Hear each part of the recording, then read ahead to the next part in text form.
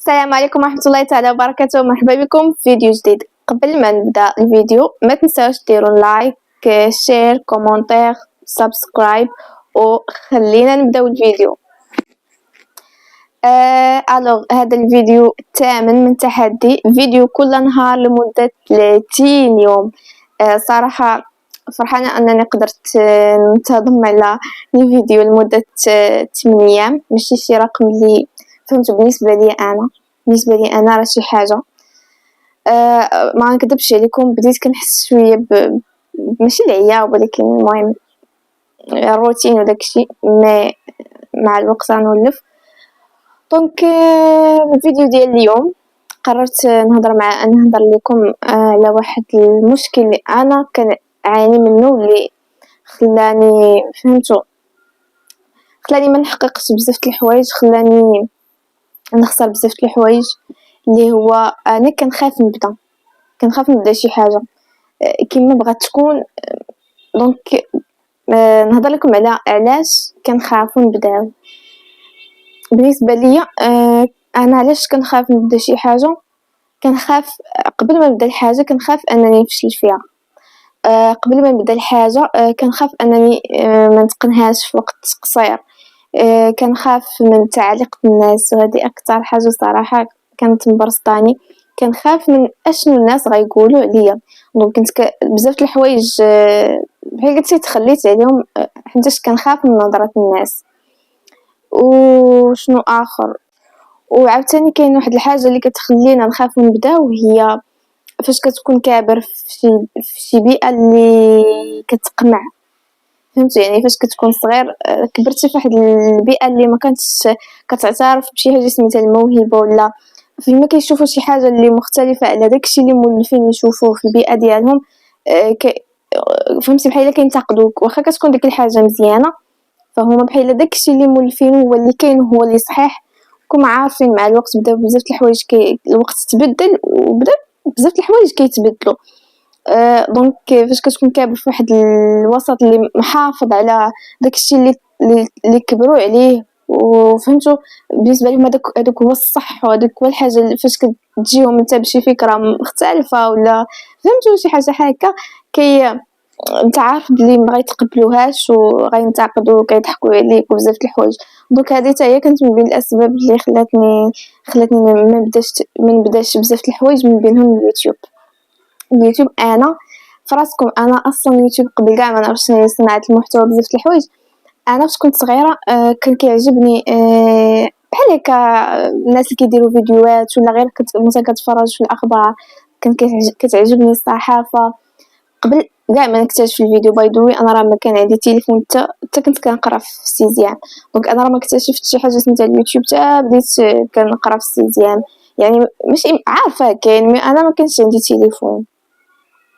دونك فهمتوا انا هادشي كان كيعجبني، ومورا ديك الساعه فاش كان عندي تليفون كانت جاتني فكره اليوتيوب. ومازال الصراحه انا ما كنتش فاهمه بزاف الحوايج على اليوتيوب وعلى السوشيال ميديا، ولكن كان كيعجبني.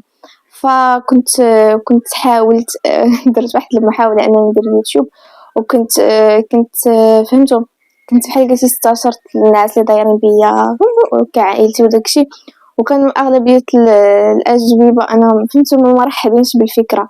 فاش حاولت نديرها فاش حاولت ندير اليوتيوب وديجا ما كانش عندي شي تليفون واعر، وهذا عندي تليفون صغير اصلا تصوير اصلا ما غيبانش.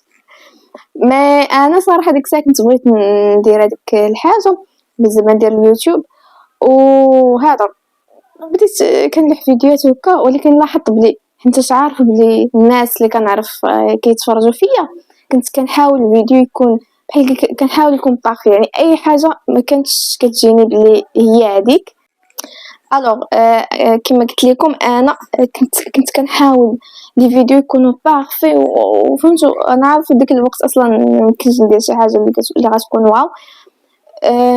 فهمتوا يعني ما بقيت صراحه بزاف. من بعد بديت كنقول لا، وهذا الناس فهمتوا الناس اللي المهم بزاف الناس اللي كانوا كيقولوا لي لا داكشي هكا وما خصوش اصلا داكشي ما زوينش. فهمتوا هادشي اللي خلاني صراحه نحبس.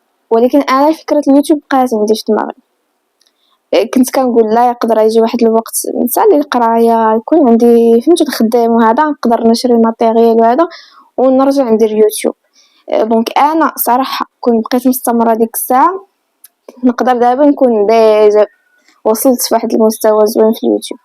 مي قررت نحبس حيت كنت خايفه من الفشل، كنت خايفه من الناس اللي كيشوفوني، كنت خايفه من الانتقاد، من الضحك ان شي واحد يضحك عليا، فقررت نحبس.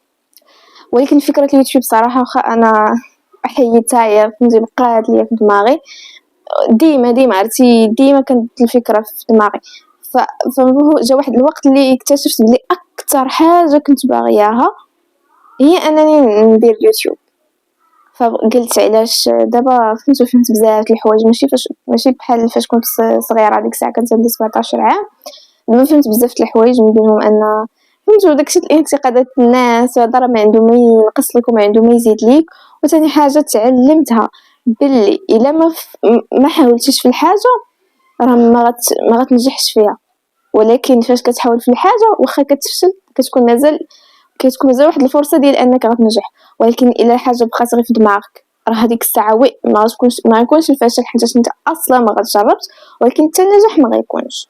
فهمت هذه الفكره دخلت ليا راسي مزيان، فهمت بلي الفشل راه واحد الخطوه اللي ضروري يدوزو منها في الحياه. راه ما يمكنش انا اي حاجه بديتو غتنجح ليا، اي مثلا مشروع غنبداها غينجح. انا ديال الحاجه اللي كانت في دماغي كنت كنخاف انا نفشل، حيلا انا بلي اي حاجه بديتها راه خصها تنجح، الا ما نجحتش راه انا اللي فيا المشكل. لا فهمت هذه الحاجه فهمتها مزيان. هادشي اللي خلاني نرجع ندير يوتيوب، هادشي اللي خلاني نرجع ندير فيديوهات. هاد المره الا كتاب بطبيعه الحال غنستعمر، ما غندير حتى شي حاجه صراحه، ما غنديرش في الارقام زعما واش زعما عندي لي سبسكرايب بزاف ولا الا ما عندي صافي انا غنخرج. فهمت غنبقى ندير فيديوهات. انا الا كنت كندير فيديوهات ما خسرت حتى شي حاجه، سواء فهمت نجحات زعما سواء نجحت الفكره اليوتيوب ولا لا ما خاسره والو، نجحات راني رابحه، خسرات راني ما زعما فشلات راني ما خسرت شي حاجه. ولكن الحاله اللي غنكون فيها خاسره 100% هي فاش ما غنحاولش. دونك انا مقرره دابا غنحاول. الحاجه اللي في دماغي هي انني غننجح. انا هاد المره بديت اليوتيوب فكره انني غننجح، فكره انني غنكمل في يوتيوب رغم عن كل الظروف. فهمت ديال فهمت الحاجه اللي بغيتها بزاف من صغري هي هذه. دونك غنحققها. ما بقيتش نديها صراحه في الناس، ما بقيتش نديها في الفشل. الفشل راه خطوه من الحياه، راه ميمكنش تعيشي حياتك كامله بلا ما تفشلي، ما يمكنش. الا بقيتي بلاصتك عرفتي الا بقيتي في واحد البلاصه ديما جالسه في واحد البلاصه ديما هنا ما عمرك غتفشلي حيت اصلا ما غتكوني مجربه حتى شي حاجه. دونك راه ما يكون لا فشل لا نجاح غتكوني بلاصتك. ولكن انا ما بغاش نبقى بلاصتي، انا باغا فهمتوا باغا نوصل بزاف د الحوايج. دونك ما خصنيش نخاف من الفشل، خصني ندير اي حاجه من بينهم اليوتيوب. دونك هذه قصتي مع اليوتيوب، هذه قصتي مع انني كنخاف نجرب نسديت على ماطر. مهم انا من الناس اللي فهمت راه هاد الحاجه خلاتني اقسم بالله حتى خلاتني نتخلى على بزاف الحوايج. كنت كنخاف بزاف، نخاف الناس ينتقدوني، نخاف الناس يتنمروا عليا، نخاف الحاجه تفشل. فهمت اكتشفت دابا بلي هاد الحاجه خلاتني نضيع بزاف الوقت اللي كنت غنكون فيه دايره فيه بزاف الحوايج. مي كيقولوا لك وقت ما جا الخير كينفع. دونك انا ماشي مشكل واخا يعني فقط ماشي ما نقولش معطله، ولكن فقط معطله شويه.